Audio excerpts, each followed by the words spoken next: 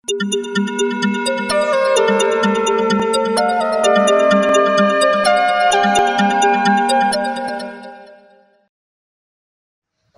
சாந்தி.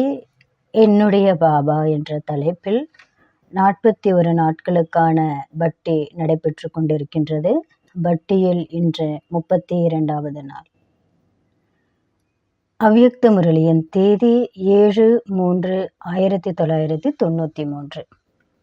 முரளியின் தலைப்பு ஹோலி கொண்டாடுவது என்றாலே மிக உயர்ந்தவராக மற்றும் புனிதமானவராக ஆவது. என்று பாப்தாதா தன்னுடைய அனைத்து மிக உயர்ந்த மற்றும் புனிதமான குழந்தைகளை பார்த்து கொண்டிருக்கின்றார். அனைத்து குழந்தைகளும் எல்லைக்கு அப்பாற்பட்ட நாடகத்தில் மற்றும் சிருஷ்டி சக்கரத்தில் மிக உயர்ந்தவர்களாகவும் இருக்கின்றீர்கள். மேலும் அனைவரையும் விட அதிக புனிதமானவர்களாக இருக்கின்றீர்கள். ஆரம்பத்திலிருந்து இப்பொழுது சங்கமயுக நேரம் வரை ஆத்மாக்கள் உங்களைப் போல யாருமே உயர்ந்தவர்களாக ஆவதில்லை என்பதை பாருங்கள். எவ்வளவு நீங்கள் உயர்ந்த நிலையை, உயர்ந்த பதவியை அடைகின்றீர்களோ அவ்வளவு வேற எந்த ஒரு ஆத்மாவும் தர்ம தந்தையாக இருந்தாலும் மகான் ஆத்மாக்களாக இருந்தாலும் யாருமே இந்தளவு உயர்ந்தவர்களாக இருக்கவில்லை. ஏனென்றால் நீங்கள் உயர்ந்ததிலும் உயர்ந்த பகவான் மூலமாக நேரடி வளர்ப்பு, படிப்பு மற்றும் உயர்ந்த வாழ்க்கையின் ஸ்ரீமத்தை அடையக்கூடிய ஆத்மாக்களாக இருக்கின்றீர்கள். உங்களை நீங்கள் தெரிந்துள்ளீர்கள் இல்லையா? உங்களுடைய அனாதி பரந்தாமம் காலத்தை பாருங்கள். அனாதி காலத்தில் பரந்தாமத்தில் தந்தையின் அருகில் இருக்கக்கூடியவர்கள். உங்களுடைய ஸ்தானம் நினைவிருக்கிறது தானே? அனாதி காலத்தில் உயர்ந்தவர்களாக இருக்கின்றீர்கள். அருகில் உடன் இருப்பவர்களாக இருக்கின்றீர்கள். ஆதி காலம் சத்யுகம். ஆதி காலத்தில் சிருஷ்டி சக்கரத்தின் சங்கமயுக காலத்தில் தேவ பதவி பிராப்தியை அடையக்கூடிய ஆத்மாக்களாக இருக்கின்றீர்கள். தேவ ஆத்மாக்களின் காலம் ஆதி காலம் மிக உயர்ந்தது. மேலும் சாக்கார மனித வாழ்க்கையில் அனைத்து பிராப்திகள் நிரம்பியவர்களாக உயர்ந்தவர்களாக இருக்கின்றீர்கள். சிருஷ்டி சக்கரத்தில் இந்த தேவ பதவி, அதாவது தேவதா வாழ்க்கைதான் அந்த மாதிரி வாழ்க்கை. அங்கு உடல், மனம், செல்வம், மக்கள், இந்த 4 விதமான பிராப்திகளும் பிராப்தியாக உள்ளது. உங்களுடைய தேவ வாழ்க்கை நினைவிருக்கின்றதா அல்லது மறந்து விட்டீர்களா? அனாதி காலமும் நினைவு வந்து விட்டது, ஆதி காலமும் நினைவிற்கு வந்து விட்டது. மிகவும் நன்றாக நினைவு செய்யுங்கள். அப்படி 2 காலத்திலும் உயர்ந்தவர்களாக இருந்தீர்கள் தானே? அதற்கு பிறகு மத்திய காலத்தில் வாருங்கள். துவாபர யுகத்தில் ஆத்மாக்கள் உங்களுடைய ஜட சிலைகள் உருவாகின்றன. பூஜைக்குரிய ஆத்மாக்களாக ஆகின்றீர்கள். பூஜையிலும் பார்த்தால் மிக அதிகமாக விதிபூர்வமான பூஜை தேவ ஆத்மாக்களுக்கு தான் நடைபெறுகின்றது. உங்கள் அனைவரின் கோவில்கள் கட்டப்பட்டுள்ளன. வெளிநாட்டினருக்கு கோவில்கள் கட்டப்பட்டுள்ளனவா என்ன? அல்லது பாரதவாசிகளுக்கு மட்டும் கட்டப்பட்டிருக்கின்றதானே? அனைத்து விதமான கோவில்களும் பாரத தேசத்துல தான் இருக்கு. தேவ ஆத்மாக்களின் பூஜை நடக்கின்றது இல்லையா? அதே போல் வேறு எந்த ஆத்மாக்களுக்கும் பூஜை நடப்பதில்லை. ஏதாவது மகாத்மா போன்றவர்களை கோவிலில் அமரவோ வைக்கிறார்கள். ஆனால் அந்த மாதிரி பாவனை மற்றும் விதிபூர்வமாக ஒவ்வொரு காரியத்திற்கும் பூஜை நடப்பதில்லை. மத்திய காலத்தில் பூஜ்ய ரூபத்தில் சிரேஷ்டமானவர்களாக உயர்ந்தவர்களாக இருக்கின்றீர்கள். கடைசியில் பாருங்கள், இப்பொழுது சங்கம யுகத்தில் உயர்ந்ததிலும் உயர்ந்த பிராமண ஆத்மாக்கள் பிராமணனிலிருந்து ஃபரிஸ்தா ஆத்மாவாக ஆகின்றீர்கள். அனாதி, ஆதி, மத்திய காலம் மற்றும் கடைசியில் உயர்ந்தவர்களாகிவிட்டீர்கள் தானே? எந்தளவு போதை இருக்கின்றதா? ஆன்மீக போதை இருக்கின்றது தானே? அபிமானமில்லை, ஆனால் ஸ்வமானம் உள்ளது. ஸ்வமானத்தின் போதை உள்ளது. ஸ்வமானம் என்றால் சுய என்றால் ஆத்மாவின், உயர்ந்த ஆத்மாவின் ஆன்மீக போதை இருக்கின்றது. அப்படி முழு கல்பத்திலும் உயர்ந்தவர்களாக இருக்கின்றீர்கள். மேலும் கூடவே ஹோலியஸ்ட் புனிதமானவர்களாகவும் இருக்கின்றீர்கள். மற்ற ஆத்மாக்களும் ஹோலி, அதாவது தூய்மையாகின்றார்கள். என்றாலும் உங்களுடைய நிகழ்காலத்தின் தூய்மை மற்றும் தேவதா வாழ்க்கையின் தூய்மை அனைத்தையும் விட உயர்ந்தது மற்றும் வித்தியாசமானது. இந்த நேரத்தில் கூட சம்பூர்ண தூய்மை, அதாவது ஹோலியாக மாறுகின்றீர்கள். சம்பூர்ண தூய்மையின் விளக்கம் மிக உயர்ந்தது மற்றும் சுலபமானது. சம்பூர்ண தூய்மையின் அர்த்தமே கனவில் கூட தூய்மையின்மையின் மனம் புத்தியை தொட வேண்டாம். இதைதான் உண்மையான வைஷ்ணவர் என்று கூறப்படுவது. இப்பொழுது வரிசைப்படி முயற்சி செய்பவர்களாக இருந்தாலும் முயற்சியின் லட்சியம் சம்பூர்ண தூய்மை ஆவதற்கானதுதான். மேலும் சகஜமான தூய்மையை தாரணை செய்யக்கூடிய ஆத்மாக்கள் நீங்கள். ஏன் சுலபமானது? ஏனென்றால் தைரியம் உங்களுடையது, மேலும் உதவி சர்வசக்திவான் தந்தையினுடையது. எனவே கடினம் மற்றும் அசம்பவம் சம்பவமாகி விடுகிறது. வரிசைப்படி அது ஆகி கொண்டிருக்கின்றது. ஹோலி, அதாவது தூய்மையின் உயர்ந்த ஸ்திதியின் அனுபவம் பிராமண ஆத்மாக்கள் உங்களுக்கு இருக்கின்றது. சுலபமாக இருக்கிறதா அல்லது கடினமாக படுகிறதா? சம்பூர்ண தூய்மை கடினமானதா அல்லது சகஜமானதா?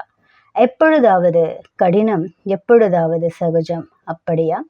சம்பூர்ணமாகியேதான் தீர வேண்டும். இந்த லட்சியம் இருக்கின்றது இல்லையா? லட்சியம் மிக உயர்ந்ததாக உள்ளது. அல்லது லட்சியமே தொய்வாக இருக்கிறதா?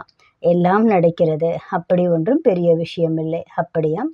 இந்த மாதிரி கொஞ்சம் இருக்கத்தான் செய்யும் என்று நீங்கள் யோசிக்கவில்லையே? கொஞ்சம் கொஞ்சம் அப்படி இப்படி என்று இருக்கும். யாருக்கு தெரியும்? யார் மனதில் உள்ள எண்ணங்களை பார்க்கின்றார்கள்? கர்மத்தில் வருவதில்லை என அப்படி நினைக்கவில்லையே? மனதின் வைப்ரேஷன் மறைத்து வைக்க முடியாது.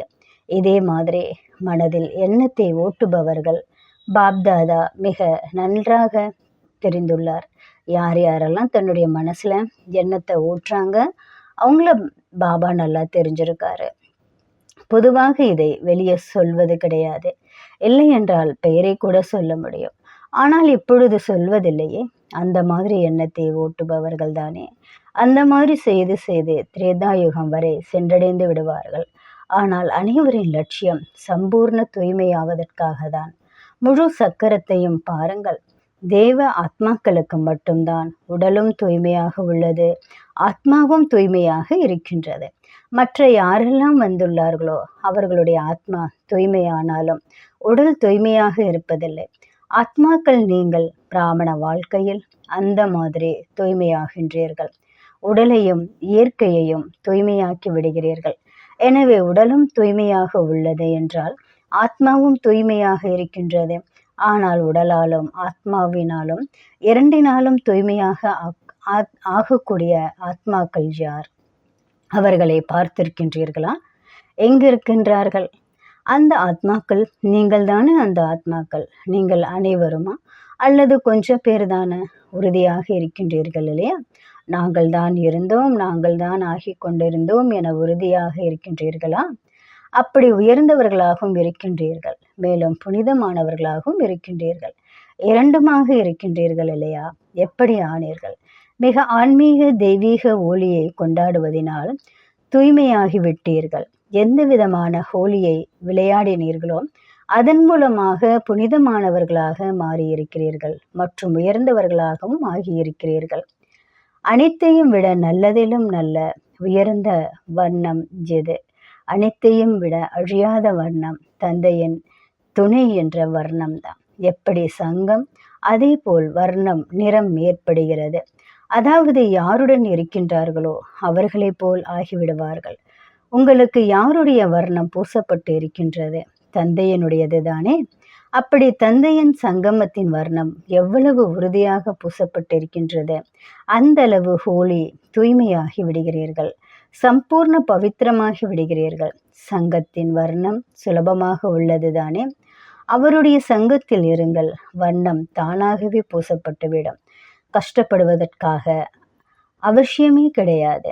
அவருடைய சங்கத்தில் இருக்க தெரியுமா? அல்லது வெளிநாட்டினருக்கு தனியாக இருப்பது, தனிமையை அனுபவம் செய்வது விரைவில் வந்து விடுகிறதா? நான் என்னை தனிமையாக இருப்பதாக அனுபவம் செய்கின்றேன் என்று சில நேரம் புகார் வருகிறது தானே. ஏன் தனியாக இருக்கின்றீர்கள்? ஏன் தனிமையை அனுபவம் செய்கின்றீர்கள்? பழக்க தோஷம். அதனால்தான் பிராமண ஆத்மாக்கள் ஒரு வினாடி கூட தனிமையாக இருக்க முடியாது. இருக்க முடியுமா? இல்லை, இருக்கவும் கூடாது. அப்படி ஆகிவிடுகிறார்கள். ஆனால் குழந்தைகள் தனிமையாக ஆகிவிடுகிறார்கள். பாப்தாதா உங்களை அவருடைய துணைவர்களாக ஆக்கியுள்ளார். பின்பு தனிமையாக எப்படி நீங்கள் ஆக முடியும்?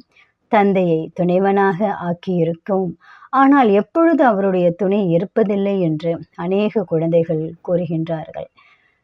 ஏன் துணைவனாக ஆகியிருக்கிறீர்கள்? இது சரிதான். உங்களுடைய துணைவன் யார் என்று அனைவரிடமும் கேட்டால் அனைவரும் பாபா என்றுதான் கூறுவார்கள். அப்படித்தானே? எப்பொழுது துணைவனாக ஆக்குவதில் காரியம் நடக்குவதில்லையோ சில நேரம் தனிமையாக ஆகிவிடுகிறீர்கள் என்று பாப்தாதா பார்க்கின்றார். எப்பொழுது வேறு என்ன வழியை கடைபிடிப்பது? துணைவனாக ஆகியிருக்கின்றீர்கள், ஆனால் இணைந்திருப்பவர்களாக ஆகவில்லை. இணைந்த சுரூபம் பிரிய முடியாது. துணைவனிடம் இருந்து எப்பொழுதாவது ஒரு ஊழல் கூட ஏற்பட்டுவிடும். ஆனால் தனிமையாக ஆகிவிடுகிறார்கள். சில நேரம் அந்த மாதிரியான விஷயம் ஏற்படுகிறது இல்லையா? அதனால் தந்தையிடமிருந்து தனியாகி விடுகிறீர்கள். அப்படி துணைவனாக ஆகியிருக்கின்றீர்களா? துணைவனை இணைந்த ரூபத்தில் அனுபவம் செய்யுங்கள். பிரியவே முடியாது. என்னை இந்த இணைந்த ரூபத்திலிருந்து பிரிப்பதற்கு யாருக்குமே சக்தி கிடையாது. அந்த மாதிரி அனுபவத்தை அடிக்கடி நினைவில் கொண்டு வந்து நினைவு ஸ்வரூபமாகிவிடுங்கள். எனவே இணைந்த ரூபத்தில் இருக்கின்றேனா, ஒதுங்கி விடவில்லையே, தந்தையை ஒதுக்கி விடவில்லையே என அடிக்கடி சோதனை செய்யுங்கள். எவ்வளவு இணைந்த ரூபத்தின் அனுபவத்தை அதிகரிப்பீர்களோ அவ்வளவு பிராமண வாழ்க்கை மிக பிரியமானதாக சுவாரஸ்யமானதான வாழ்க்கையாக அனுபவம் ஆகும். சுவாரஸ்யமான வாழ்க்கையான அனுபவம் ஆகும். ஹோலி கொண்டாடுவதற்காக வந்துள்ளீர்கள் இல்லையா? அல்லது வண்ணம் பூசுவதின் ஹோலி கொண்டாடிவிட்டு ஹோலி ஆகிவிட்டது என்று கூறுவீர்களா? தந்தையின் சங்கத்தில் தந்தையின் வண்ணத்தின் ஹோலி மூலமாக ஹோலியஸ்ட் புனிதமானவர்களாக மற்றும் ஐயஸ்ட் உயர்ந்தவராக சுலபமாக மாறிவிடுகிறீர்கள் என எப்பொழுதும் நினைவில் வைத்துக் கொள்ளுங்கள். கஷ்டமானதில்லை, சுலபமானது. பரமாத்மாவின் சங்கம் ஒருபோதும் கஷ்டத்தை அனுபவம் செய்ய வைப்பதில்லை. பாப்தாதாவிற்கும் குழந்தைகளின் கஷ்டம் மற்றும் கடினம் அனுபவம் செய்வது பிடிப்பதில்லை. மாஸ்டர் சர்வசக்திவான் மற்றும் சர்வசக்திவானின் இணைந்த ரூபம். மேலும் எப்படி கஷ்டம் இருக்க முடியும்? அவசியம் ஏதாவது ஒரு அலட்சியம் அல்லது சோம்பேறித்தனம் அல்லது பழைய கடந்த வாழ்க்கையின் சம்ஸ்காரம் வெளிப்படுகிறது. அப்போதுதான் கஷ்டம் அனுபவமாகின்றது. எப்பொழுது உயிரோடு இருந்தே இறந்தவர்களாகி விட்டார்கள் என்றால் பழைய சம்ஸ்காரத்தின் மரணமும் ஏற்பட்டு விட்டது. பழைய சம்ஸ்காரம் வெளிப்பட முடியாது. எனவே இது பழைய ஜென்மத்தினுடையது, பிராமண ஜென்மத்தினுடையது கிடையாது என்பதை முற்றிலும் மறந்துவிடுங்கள். எப்பொழுது பழைய ஜென்மம் முடிந்து விட்டதோ புது ஜென்மம் எடுத்து விட்டீர்கள் என்றால் புது ஜென்மம் புது சம்ஸ்காரம். ஒருவேளை மாயா பழைய சம்ஸ்காரத்தை வெளிப்படுத்த செய்கின்றது என்றால், ஒருவேளை யாராவது மற்றவர்களின் பொருளை உங்களிடம் வந்து கொடுக்கிறார்கள் என்றால் நீங்கள் என்ன செய்வீர்கள்? வைத்துக் கொள்வீர்களா? ஏற்றுக்கொள்வீர்களா? இது என்னுடைய பொருள் இல்லை, மேலும் மற்றவர்களின் பொருளை நான் எப்படி வாங்குவது என்று யோசிப்பீர்கள் தானே? ஒருவேளை மாயா பழைய ஜென்மத்தின் சம்ஸ்காரத்தை வெளிப்படுத்தும் ரூபத்தில் வந்தால் உங்களுடைய பொருளோ வரவில்லை, எனவே இது என்னுடைய பொருளும் கிடையாது, இது மற்றவரின் பொருள் என யோசனை செய்யுங்கள். மற்றவரின் பொருளை எண்ணத்தில் கூட தன்னுடையது என ஏற்றுக்கொள்வீர்களா? மற்றவர்களின் பொருள் அவசியம் ஏமாற்றத்தை கொடுக்கும், துக்கத்தை கொடுக்கும் என யோசனை செய்யுங்கள். யோசித்து அந்த வினாடியை மற்றவரின் பொருளை விட்டு விடுங்கள், எரித்து விடுங்கள். அதாவது புத்தியிலிருந்து விலக்கி விடுங்கள். மற்றவரின் பொருளை உங்களுடைய புத்தியில் வைத்துக் கொள்ளாதீர்கள். இல்லை என்றால் மிகுந்த தொந்தரவு ஏற்படும். பிராமண வாழ்க்கையில் தந்தை என்னென்ன கொடுத்துள்ளார்? பிராமண வாழ்க்கையின் அதாவது என்னுடைய இயற்கையான சுபாவம், சம்ஸ்காரம், உள் உணர்வு, பார்வை, நினைவு என்ன என்று எப்பொழுதுமே யோசனை செய்யுங்கள். இது என்னுடையது, இது மற்றவர்களுடையது. மற்றவர்களுடைய பொருள் பிடித்தமானதாக உள்ளதா, அல்லது தன்னுடைய பொருள் மிக நன்றாக பிடித்துள்ளதா? இது ராவணனுடைய பொருள், மேலும் இது தந்தையின் பொருள். இதில் எது உங்களுக்கு நன்றாக பிடித்துள்ளது? ஒரு பொழுதும் தவறாக கூட எண்ணத்தில் என்ன செய்வது, என்னுடைய சுபாவமே அப்படிதான், என்னுடைய சம்ஸ்காரமே அப்படிதான் என்று கொண்டு வராதீர்கள். என்ன செய்வது, எந்த சம்ஸ்காரத்தை நீக்குவது கடினமாக உள்ளது என்று நினைக்காதீர்கள். உங்களுடையது இல்லவே இல்லை, என்னுடையது என்று ஏன் கூறுகிறீர்கள்? என்னுடையதே இல்லை, ராவணனுடைய பொருளை என்னுடையது என்று கூறுகிறீர்கள். என்னுடையதாக ஆக்குகின்றீர்கள் தானே? அப்பொழுதுதான் அந்த சம்ஸ்காரங்கள், இவர் என்னை தன்னுடையவர்களாக ஆக்கிவிட்டார், நன்றாக உபசரியுங்கள் என நினைக்கின்றது. தன்னுடைய இயற்கையான சம்ஸ்காரம் என்றால், இப்பொழுது இயல்பான சுபாவத்தை வெளிப்படுத்தினீர்கள் என்றால் அவைகள் தானாகவே உள்ளடங்கி போய்விடும். புரிந்ததா என்ன செய்ய வேண்டும் என்று? அந்த மாதிரி ஹோலி கொண்டாடுவதற்கு வந்துள்ளீர்கள் இல்லையா? அவர்கள் ஹோலி என்று ஒரு நாள் கூறுவார்கள், இரண்டாவது நாள் ஹோலி முடிந்து விட்டது என்று கூறுவார்கள். ஆனால் நீங்கள் என்ன சொல்வீர்கள்?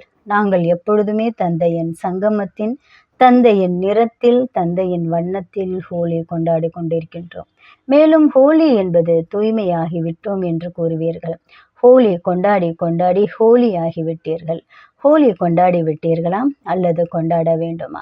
எப்பொழுதிருந்து பிராமணனாக ஆனீர்களோ அப்பொழுதிருந்து ஹோலியை கொண்டாடி கொண்டிருக்கின்றீர்கள்.